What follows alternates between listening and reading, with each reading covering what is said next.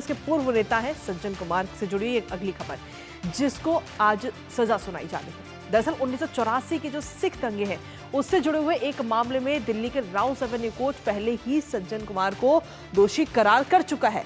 और ये पूरा मामला दिल्ली के सरस्वती विहार इलाके का है, जहां पर 1 नवंबर 1984 को एक सिख पिता जसवंत सिंह और उसके बेटे तरुणदीप सिंह की हत्या कर दी गई थी। भीड़ ने दोनों को जिंदा जला दिया था और सज्जन कुमार इस भीड़ का नेतृत्व करने का आरोपी है। सज्जन कुमार के खिलाफ दंगों से जुड़े हुए एक नहीं बल्कि 3 मामले हैं, जिसमें एक केस में उन्हें बरी किया जा चुका है, दूसरे केस में उन्हें उम्र कैद की सजा सुनाई गई और तीसरे केस में अब आज सजा सुनाई जानी है। फिलहाल अब देखना यह होगा कि कोर्ट की तरफ से क्या कुछ सजा सज्जन कुमार को सुनाई जाती है। नजर इस फैसले पर रहेगी, लेकिन साथ ही करेंगे चर्चा। लेकिन उससे पहले आपको बताते हैं कि आखिर ये पूरा मामला कब का है, कब आरोप तय किए गए, ग्राफिक्स के जरिए नजर डालते हैं।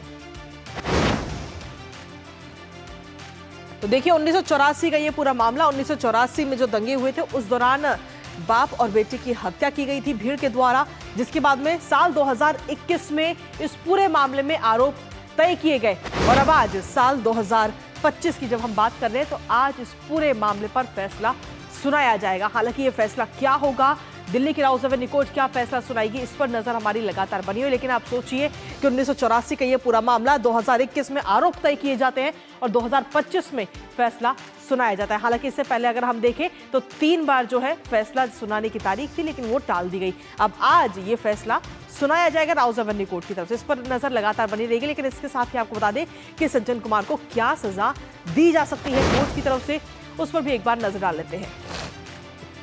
दरअसल 1984 दंगों में दोषी करार है। 1 नवंबर 1984 को जसवंत सिंह और उनके बेटे की हत्या की गई थी, भीड़ के द्वारा यह हत्या की गई थी, जिसके बाद 16 दिसंबर 2021 को आरोप तय किए गए सज्जन कुमार पर और प्रथम दृष्टया ये पूरा मामला जो है वो सही पाया गया था।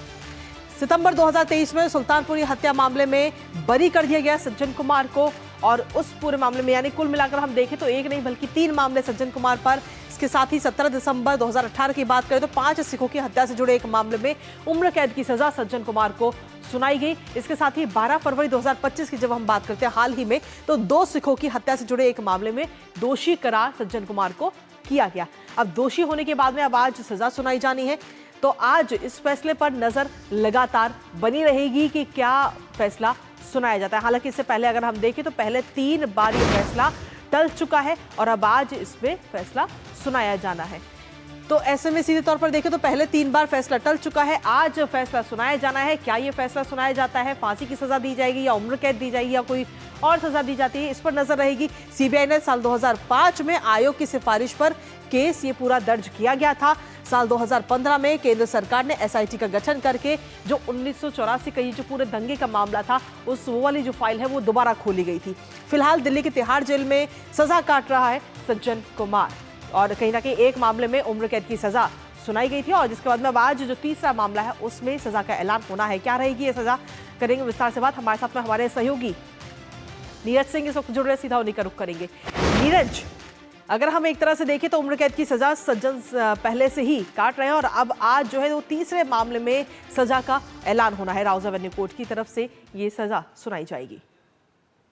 देखिए बिल्कुल सजा सुनाई जाएगी और सज्जन कुमार की जो भूमिका है, आप देखें कि 1 नवंबर 1984 को सरस्वती बिहार में जो पंजाबी बाग इलाका है उसके पास मौजूद है वो इलाका, वहां पर 2 जो सिख हैं कह सकते हैं कि पिता और पुत्र, उनको जिस तरीके से जिंदा जलाया गया था और उस भीड़ का नेतृत्व सज्जन कुमार कर रहे थे। तमाम जो जांच में जो तथ्य हैं वो निकलकर सामने आए थे कि सज्जन कुमार की जो भूमिका है वो महत्वपूर्ण है, क्योंकि वो भीड़ को उकसा रहे थे। और आप देखें कि एक लंबी जो कानूनी लड़ाई है वो इसके लिए लड़ी गई, क्योंकि जो पीड़ित परिवार है, आपने देखा भी है कि तमाम ऐसे भी क्षण भी आए कि एक तरीके से पुलिस ने क्लोजर रिपोर्ट भी लगा दी और ये भी सामने आ रहा था कि सज्जन कुमार शायद ही इस मामले में दोषी पाए जाएंगे। लेकिन वो 14 साल की बच्ची, जिस समय उसके पिता को और उसके भाई को जिंदा जलाया जा रहा था, वो बच्ची वहां पर मौजूद थी, क्योंकि वहां पर तमाम जो महिलाएं और बच्चों को ये कहा गया था कि वो वहां से चले जाएं, लेकिन वो बच्ची वहां से गई नहीं, नाबालिग बच्ची थी। और उसके बाद जब उसके पिता को और उसके भाई को जिंदा जला दिया गया। एक मैगजीन आती है, मैं आपको बता दूं कृतिका, उस मैगजीन में सज्जन कुमार का फोटो था और वो लड़की पहचान लेती है उस फोटो को, और उसके बाद एक कानूनी लड़ाई लड़ी जाती है, एक लंबी कानूनी लड़ाई। कह सकते हैं कि 14 साल की वो बच्ची थी और आज 54 साल की उसकी उम्र हो गई है। और उसके बाद ये फैसला जो कोर्ट उसको सुनाएगी सज्जन कुमार को, क्योंकि सज्जन कुमार को दोषी कोर्ट ने मान लिया है, तो अपने आप में एक बड़ी जीत है। लेकिन हमें ये भी देखना होगा कि जस्टिस डिले जस्टिस डिनाई का भी जो फार्मूला है उस बेचारी बच्ची के ऊपर लागू होता है। नाबालिग थी लेकिन इतने लंबे समय के साथ उसको अब न्याय मिल पाएगा।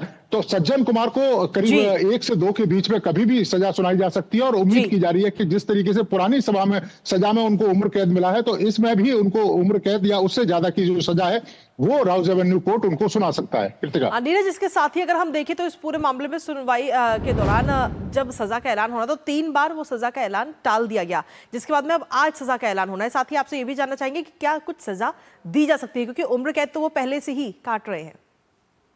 देखिए, बिल्कुल उम्र कैद पहले से काट रहे हैं। 2018 में हाईकोर्ट ने उनको उम्र कैद की सजा सुनाई थी। तो इस मामले में, क्योंकि हर एक मामला अलग तरीके का होता है, तो इस वाले मामले में उम्र कैद की सजा भी सुनाई जा सकती है। हालांकि जिस तरीके से भीड़ को उकसाया था उन्होंने और उस भीड़ ने जिंदा जला दिया सिख पिता और उसके पुत्र को, तो उम्मीद की जा रही है कि इसमें भी कड़ी से कड़ी जो सजा है वो कोर्ट सुनाएगा उनको, उम्र कैद या हो सकता है कि उससे ज्यादा की जो सजा है वो कोर्ट सुनाए। लेकिन आप ये देखें कि नानावटी कमीशन बना था इसमें और 547 एफआईआर दर्ज हुई थी और आप देखें कि 2700 से ज्यादा जो सिख हैं उनकी मृत्यु हुई थी, करोड़ों की संपत्ति तबाह हुई थी। उसके बाद सुप्रीम कोर्ट की एसआईटी बनी थी, 199 केसों को दोबारा से खोला गया और उसमें ये पाया गया कि बहुत सारे जो केस हैं जिनमें सिखों की सीधी सीधी हत्या हुई है। तो आप देखें कि एक बड़ी लंबी कानूनी लड़ाई लड़ी गई थी तत्कालीन सरकार के द्वारा, क्योंकि सज्जन कुमार लोकसभा के सदस्य भी रहे और तत्कालीन जो सरकार थी उनको संरक्षण प्राप्त था। यही कारण है कि देखें कि बहुत सारे मामलों में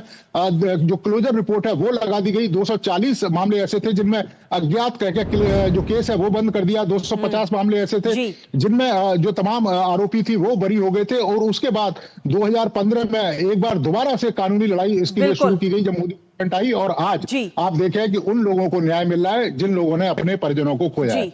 बिल्कुल, और इस न्याय का हम सभी को इंतजार है। फिलहाल बहुत बहुत शुक्रिया नीरज, तमाम जानकारी और अपडेट्स हमारे साथ साझा करने के लिए। साथ ही न्यूज पंच में खबरों का सिलसिला लगातार जारी, लेकिन इसी बीच वक्त एक छोटे से ब्रेक का